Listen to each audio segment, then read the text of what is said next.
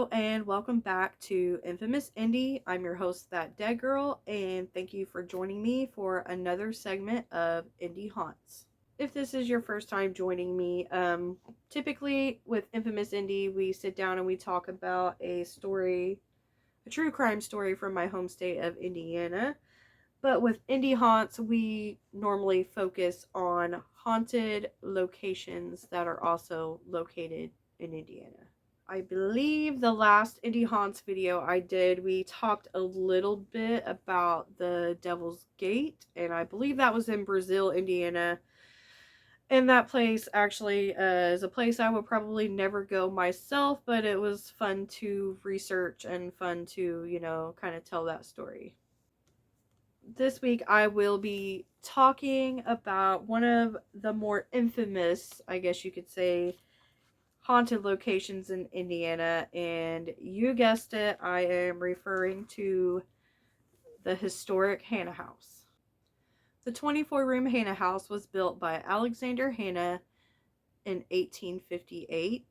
Alexander Hannah was a very respected civic leader who dabbled in quite a few business ventures, including farming and prospecting. Alexander would go on to serve the Southside community of Indianapolis as a circuit court clerk, a member of the General Assembly, postmaster, and even for some time a sheriff. When the Hannah House was built, the home was never intended to be a place shrouded in darkness and mystery, but unfortunately, that is exactly what happened. Today, caretakers and visitors alike swear that when it comes to the old Hannah House, something just isn't quite right. I believe now that it's a very well-known fact that the Hannah House was also a stop on the Underground Railroad. The home had become a hopeful beacon in the night to slaves escaping the southern United States seeking asylum in Canada. As the story goes, one fateful night, a group of slaves were huddled together in the cellar awaiting, for safe passage to their next stop. One of the slaves actually accidentally kicks over an oil lamp, setting the entire basement ablaze. And sadly, the entire group that was hiding in the basement, awaiting their freedom, would end up perishing in the fire. And at this time in history, it was highly illegal to even think about trying to help a slave to freedom, let alone actually doing it. So, keeping that in mind, Alexander Hannah reluctantly decided to cover up the accident so no one would ever find out. He would end up burying the slaves in simple coffins right there in the cellar of the Hannah House. Now, if you've ever been inside the Hannah House or, actually been inside the fruit cellar or the basement, still to this day, the floor is dirt. Paranormal investigators and caretakers alike both have experienced a lot of activity in the cellar, and many believe the ghosts of those slaves still haunt the property of the Hannah House to this day. Several people have claimed to have seen actual apparitions or ghosts, if you will, of slaves, and people have even actually heard moaning and cries coming from the cellar. One former caretaker would go on to witness a lot of paranormal activity, and most of which occurred in this fruit cellar or basement. One day while this caretaker was working, about in the mansion doing, handiwork or whatever, he suddenly hears like this loud crashing noise, like a bunch of glass breaking. So he follows the sound, he rushes downstairs to the basement, and when he comes down there, initially he sees nothing at all. As he walked through the basement and investigated a little bit further, he came upon several broken jars on the ground in the exact same location where the slaves just so happened to be buried. This definitely struck him as odd because, well, he was the only person on the property during that time, and there's not like, a big draft could have come in and knocked these jars off these shelves. He also found it very odd that it just so happened to end up right in the exact spot where those slaves were buried. Many people who have gone inside the cellar have actually stated that you can sometimes smell smoke or the scent of burning flesh while in this area of the home. So back to Alexander. After 51 years of being a bachelor, he finally meets the love of his life and he decides to marry her. So Alexander would wed Elizabeth Jackson in the year of 1872. It is said that the two were very much in love and they had a very prominent and active social life, holding civic events and special dinner parties within the mansion. But the one thing that Alexander and Elizabeth had wanted the most, more than anything, was to be able to have children of their own.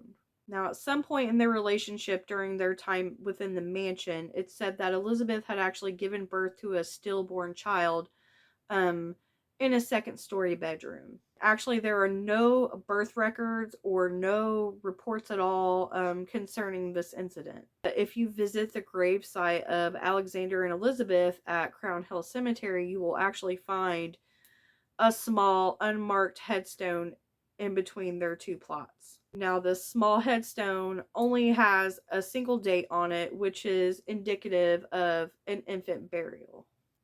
It is said that you can often hear moaning, groaning, and cries coming from the second story bedroom where Mrs. Hannah allegedly gave birth. Several people have also reported hearing the cries of an infant coming from this same bedroom on the second story, as well as even seeing an apparition of a stillborn baby in a crib. Now, this same second story bedroom has also earned the house the nickname the house that reeks of death. Many claim that this room on the second floor in particular has just such a strong, pungent, jarring smell of death. So strong that people physically have to leave the room, and when they do, they are gagging and puking. With that being said, this same exact room on certain days will smell strongly of roses. It's said that Mrs. Hannah had an affinity for roses, and she actually kept them in every room of the house while she was alive. Sadly, in 1888, Elizabeth would pass away, leaving Alexander a widow. Alexander would go on to pass away in 1895, with the two of them having absolutely no heir to take on the property or their legacy. The home went on the market and remained vacant for more than 4 years. The home was then purchased by a prosperous German jeweler named Roman Oehler. The house would remain within his family until 1962. In 1962, the Elder family would go on to purchase the property, and they would take care of the home and the surrounding land, although they never once lived inside the mansion itself. From 1968 to 1978, the home was owned by the O'Brien family, who actually ran an antique store inside the home for many years. Both the O'Brien and Elder families have reported several accounts of paranormal activity during their time within the mansion. Mrs. O'Brien has claimed to have seen spoons flying across the room as if they've been thrown. Pictures, light fixtures, and other wall hangings would begin to swing freely by themselves with no explanation.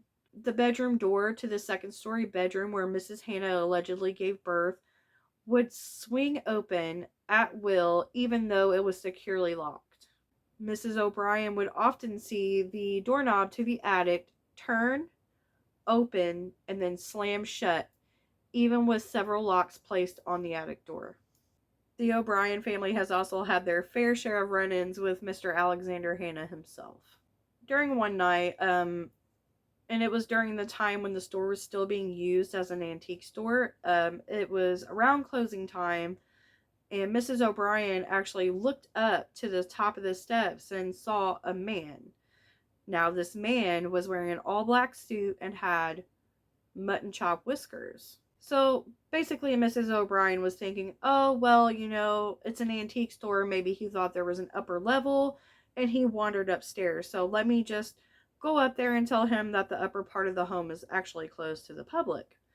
So she goes to start up the stairs, and as she looks up again, the figure disappeared right before her eyes. In another incident, the O'Briens were in the den, or I guess it would be the parlor room of the Hannah house, and they were actually watching their granddaughter carry on a full conversation, but it appeared that no one was actually there. So it just seemed like she was talking to an imaginary friend or just talking to herself, maybe. So jokingly, the O'Briens go up to their granddaughter and they're like, "Oh, hey, who are you talking to? Do you have an imaginary friend?" And she goes, "No, I'm talking to the man in the black suit. He has a fuzzy beard. I think he is a grandpa." To this day, the O'Briens still swear that their granddaughter was actually talking to none other than the Alexander Hannah. In the 1980s, the Hannah House actually became host to an annual Halloween experience put on by the Indiana Jaycees. This is how I first became familiar with the Hannah House myself. I can remember, going there every year to do their haunted house. And basically, you would stand in line in the front of the property and you would walk up, you would go through the mansion. They would actually take you down through the basement. And then they had like all these tunnels, like tarped tunnels that you would come outside to and go out the other side. So it's during this time when the haunted house and things like that were happening that many people believe that the spirits within the home were inadvertently provoked. Basically, they were just saying that once those events started happening, more and more paranormal activities seemed to be present. The home would go on to host these Halloween events for many, many years, and it was even still open to the public throughout the day as a museum. The mansion would also later go on to become an event space, hosting weddings, parties. There were several news reports done at the location, as well as many paranormal days and paranormal investigations. During the days of the haunted house period of the mansion's history, many of the workers and volunteers had stated that they could hear scratching coming from underneath the stairs, disembodied voices, and some even claimed to have seen apparitions. They also reported a lot of strange occurrences with their audio, visual, and lighting equipment. At one point, they were kind of building sets and scenes, if you will, for the haunted house, and some workers were there doing some painting. One of the workers swore up and down that he heard a man scream at him, "Don't you paint my house," from down the hallway. Another claimed to have heard, "You better do a good job painting my house." Soon after they heard these kind of like disembodied shouts and voices from down the hall, pictures began to fly off the wall in the hallway and the doors slammed shut. Needless to say, those workers were terrified and they actually did not return. In October of 1981, a local news crew was doing a segment on the Hannah House featuring the haunted house itself. One of the cameramen actually jokingly said while filming, "Wouldn't it be just insane if that chandelier right there started swinging?" Not even a few moments later, you guessed it, that same chandelier that they had been jokingly referring to began to swing all by itself. And they actually got this whole thing on film. And this is literally just the tip of the iceberg when it comes to all of the paranormal stories about the Hannah House. Like, you can literally go online and read for hours. It seems that every person that's ever gone into this home has taken away some sort of paranormal experience. I myself, when I was about 14 years old, I actually volunteered to work a weekend at the haunted house, and it was actually one of the last years it was open to the public in that aspect. And while I didn't really see or hear anything, I can definitely confirm that the cellar or the basement has a lot of dark energy. It's just, you get a sense that something bad happened there. Like, and it does have this very distinct odor. And I wouldn't say necessarily that it was the odor of burnt flesh, but it does have this sort of smoky, earthy odor about it. It's just a weird place to be. So that was just a very brief history of the Hannah House and some of the more significant, I guess, hauntings or happenings that people have witnessed and actually have gone on record talking about. So I know as a child that grew up in the Indianapolis public school system, the Hannah House was definitely like the hot spot field trip. Like every year you would go to the Benjamin Harrison home and you would probably go to the Hannah House, and those were your field trips for the year. So I know quite a few of you out there probably have been inside the Hannah House, and definitely let me know. Please share your story with me if you've ever seen or experienced anything paranormal while on the property. And as always, thank you guys for tuning in. Thank you for sticking with me after my month-long hiatus. And as I said in my previous video, every week this month you guys can expect at least one video from me. So tons of new content coming your way this weekend.